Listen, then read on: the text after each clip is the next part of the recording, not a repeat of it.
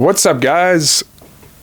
I would like to share with you a little story about that I reference all the time, and it's regarding mindset and it's regarding performance mindset. So, in 2017, that was the year that I first started to get a bit of traction with my performances. Again, my coach, Richard Walsh, sorted me out. I started to perform a bit better. I kind of started to climb into maybe the top 15, the top 10 ranking at GB.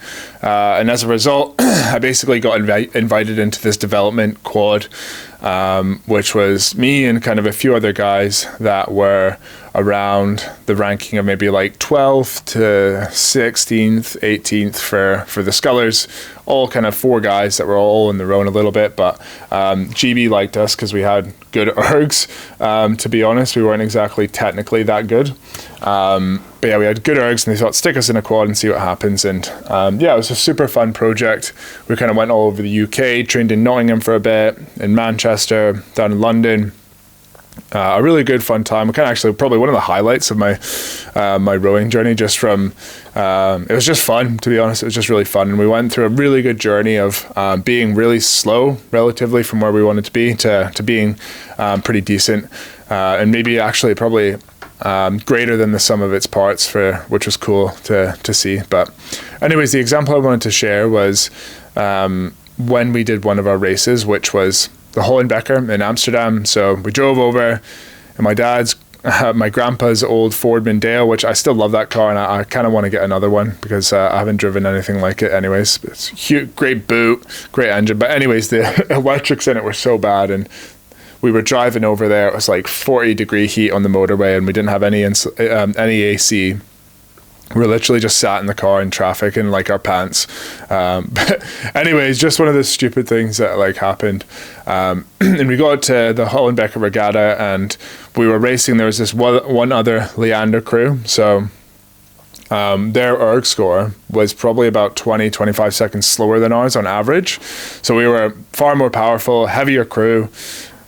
But as you're probably guessing, they were far more technically advanced. Yeah, they were a far better crew with their technique. They beat us. I think we raced them earlier in the summer. They beat us, must have been by about 15 seconds or something like that. Like, totally destroyed us. And the race is getting filmed as well. It's a fairly big race, kind of for the amateur scale in Europe. But there was a live feed, and they were right to our right, and I was sat in stroke seat. I remember we took off. And it was huge raging tailwind. So at the start, as tailwinds work, there wasn't any chop at the start because it was just starting to build. But as the course went down, waves would build and build and build and get worse and worse. Or I shouldn't say worse and worse. They just got more wavy. Don't put negative connotations on the conditions. Anyways, we took off, kind of decent start, 250 in, and just gradually started to see the crew to my right, the Leander crew, slowly moved, but we were kind of staying with them, so we were happy. But as the conditions picked up, we would clip a wave or something like that and kind of go down to one side, oh shit, go back to the other side. Is that light bright enough? Yeah, go down to the other side. Okay, 5-10 strokes later, right, okay, we're back on it. And every time we do that, Leander crew would just go and like take, and before I knew it, that kind of happened a few times. And then there were they're out of my sight anyways, and they went on and won the race and destroyed us.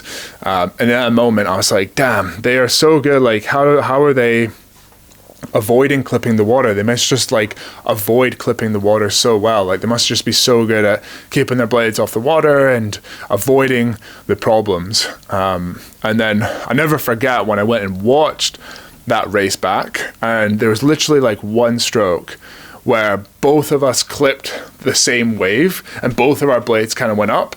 But what really jumped out for me was the Leander crew instantly were back on it square and into the next stroke. And for us, it was clip, whoa, and then back on it. And for me, it just really helped me realize that actually good rowing, and this is the point I'm going to get to in a second, but good mindset in general, it's not about avoiding the problem. It's not about being able to ignore it or keep your blades off the water or not get distracted. It's about how quickly can you respond to an external factor and how quickly can you get your response back onto something that you can control and that matters for you. And in that boat, in our boat, we'd clip the water, we'd be like, shit, clip the water, damn, okay, try and get it back.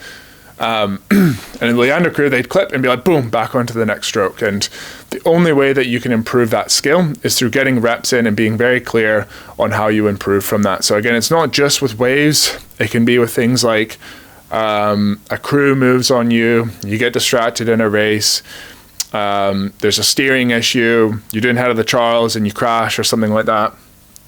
Any sort of external factor. It's not about avoiding that external factor. And the second stage, the second step to that is, number one, do not try and don't try and combat it and get annoyed that you've been frustrated. The first step you need to take is accepting that your attention is going to that.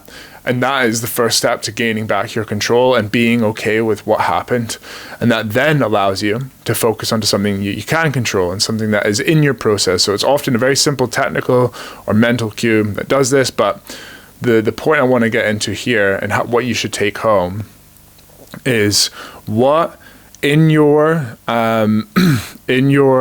day-to-day life, what in your training environment is an opportunity that you can practice that response of external factor, accepting that your attention's gone there, and then shifting back into your control. And that process of external factor, accept, onto a process that you can control.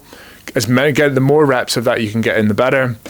The more your mindset is going to improve, the more you're going to be able to deal with external conditions. And naturally, just being a more experienced athlete, spending more time in these situations, you will learn to deal with it that way. But if you want to accelerate the rate at which you improve this, then you need to find situations where you're distracted or where there's an external factor.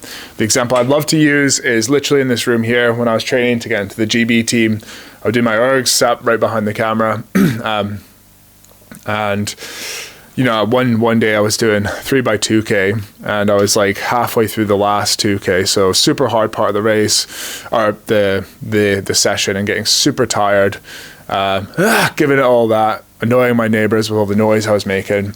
And the Amazon guy came and delivered a package. And Pauline came in, she's like, oh, it's here, we're here, whatever, here's the thing. Like, oh, what do you want me to do with this? And she quickly realized I was right in the middle of that 3x2K. And she's oh shit, and stepped out the room. And then afterwards, she was like super apologetic, like, oh my God, I'm so sorry that like I distracted you. That must have been so annoying for your session. I'm sorry I got in the way. It was probably some big trial coming up or something like that.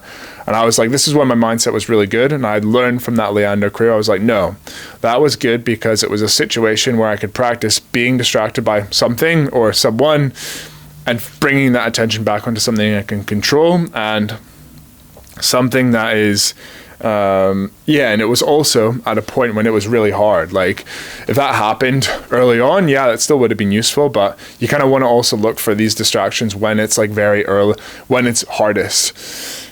And number one, the cool thing is that obviously you get better at responding to those external factors, but number two, you're reframing the way you view external factors. And when you get good at this, and this is like a sign that we know our athletes have gotten really good at this, is when there's wind, when there's a distraction, when your mind drifts, when whatever happens, you're like, yes, even if it's in a race, it doesn't just have to be in training. You're like, yes, this is a chance when I can practice how I respond to an external factor. And it's a super positive thing. So go away and find some stuff that you can practice being distracted by. It could be, I don't know, like I think we were working with somebody last week, and we we're talking about how, what was the example we used? It was their music playlist was, we've used this one before actually, but their music playlist, their training partner's music playlist was really shit, and they hated it, and they hated doing hard sessions when there was a bad music playlist going on. And we're like, cool, that's perfect. That's a chance when you can practice being distracted by something and focusing on to something that's simple process that they can focus on. Anyways, story time over. Just wanted to share that story. I really liked it. I use it all the time when we're coaching, and I think it's a really good example of an elite mindset tip.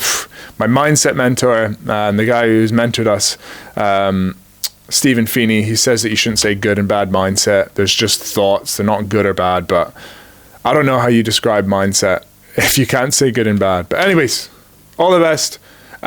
If you want help, as always, if you want help with your rowing, right now, again, this is when I can't, time, right now our books are shut. If in July of 2024, our books are shut, but I'm guessing someone will be watching this when it's not July of 2024 and the books might be open. So check the link below, and if it works, then you can apply and see if we can help you. But if not, keep enjoying these videos. I still like making them. I still like helping people and hearing that this stuff helps. It's just it's a win-win for me. So anyways, okay, all the best, everybody. Cheers.